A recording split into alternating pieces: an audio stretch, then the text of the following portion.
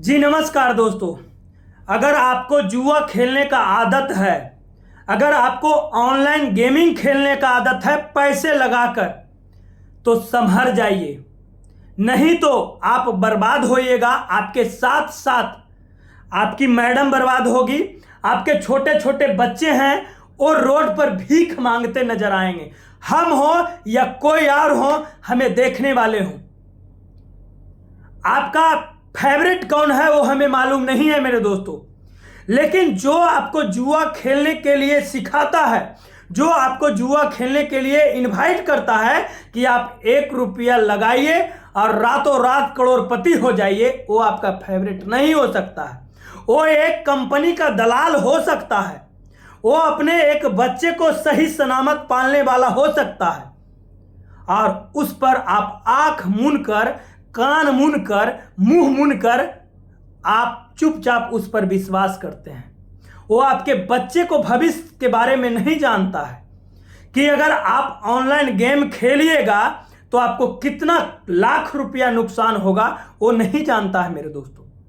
लेकिन वो लास्ट में लिखता है कि जोखिम भरी एक गेम है, आप सोच समझकर खेलिएगा। अरे दलाल कहीं का, तुम पर हम आंख मूंद कर विश्वास कर रहे हैं।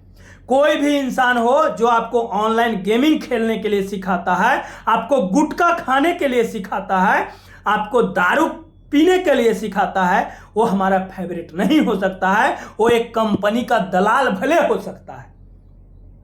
जो हमारे युवा 90% युवा को बर्बाद करने का हाथ उसके जिम्मे है, क्योंकि हम तो मानते हैं कि हमारे भैया हमारा फेवरेट हैं।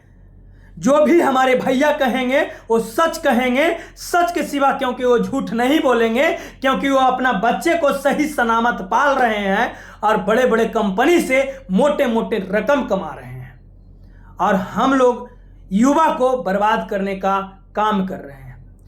एक पत्रकार हैं जो ग्राउंड लेवल पर रिपोर्टिंग कर रहे थे, और एक युवा फफड़ फफड़ कर रोता है और कहता है कि मैंने 96 लाख रुपया ऑनलाइन गेमिंग में हार गए, ऑनलाइन गेमिंग में हार गए 96 लाख रुपया। और उससे मां नहीं बात करती है, और पिता को डेथ होने का मेन कारण वही है। वो लड़का बताता है मेरा भाई सही है, मेरा भाई अच्छा है, लेकिन हमसे कोई बात नहीं करता है, मैं सुसाइड करने का प्लान में हूं। बताइए, उसका जो फेवरेट था उसको सुसाइड करने पर मजबूर कर दिया। सरकार को इस पर जोर जबरदस्ती से मेरे दोस्तों, जोर जबरदस्ती से इस पर रोक लगाना चाहिए, और हाई कोर्ट पर जाकर एक गेमिंग के नाम पर प्रोवाइड करा लेते हैं कि मैं गेम खिलवाता हूं। इस पर सरकार को, हाई कोर्ट को जोरों से इस पर रोक लगनी चाहिए, क्योंकि 90% लोग, 90% युवा पीढ़ी ऑनलाइन गेमिंग में बर्बाद है।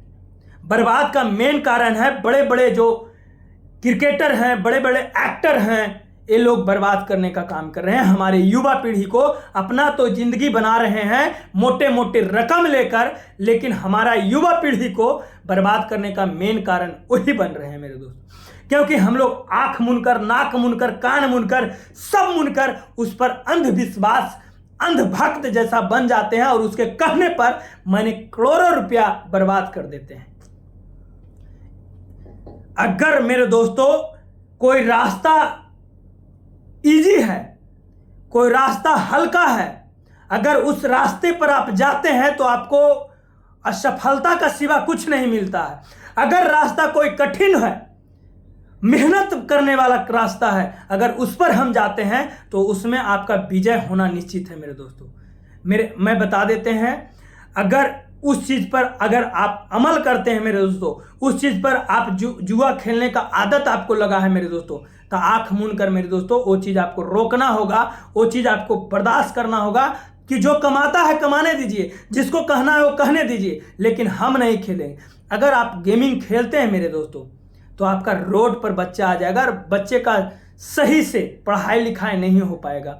आप बिजनेस कीजिए ना, बिजनेस में पैसा कम फेंकिए, डूब भी गया तो जुआ, वो भी जुआ हुआ, लेकिन उसमें मेहनत लगता है मेरे दोस्तों, कुछ करने का जुनून होता है, मेरा पैसा रखा हुआ रहता है। आप कुछ भी कीजिए, लेकिन आप जुआ मत खेलिए। गुटखा का प्रचार कहता है, वो दलाल को पूछिए तुम दिन भर में कितना गुटखा खाता है।